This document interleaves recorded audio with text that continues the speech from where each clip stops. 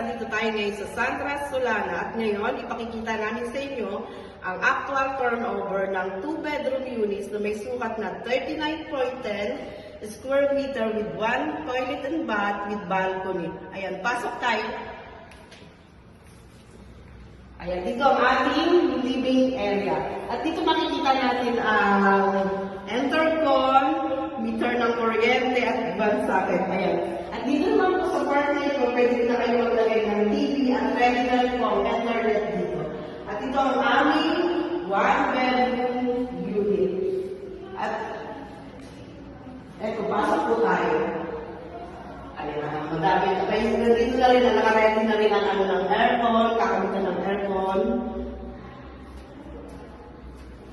At susunod naman natin pakikita sa inyo ang aming second na bedroom. Andito nga pala yung balcony. Ayan, makikita maganda ang view dito. Ayan, isa natin. Ayan po, ang ganda ng view. Makikita natin dito ang ilog Pasig. Ayan, nakaready na rin po dito ang kamitan ng aircon. Ito na po yan, tatanggalin lang po yung lang. At dito naman, sa kabila, ang ating toilet and bath. Ayan, ready na rin po siya. With, ano na siya, with shower. Ayan. With tiles na po siya. Ito naman ang ating, ito naman ang ating kitchen. Ayan, naka-ready na rin po ang lagayan ng rep.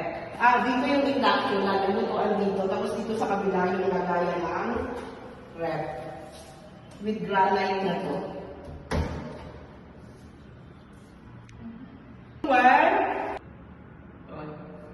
Ayan, kung gusto nyo mag-inquire, andyan lang yung aking number. Pwede nyo akong contact kayo. Mag-PM kayo sa aking page. Yun lang. Salamat.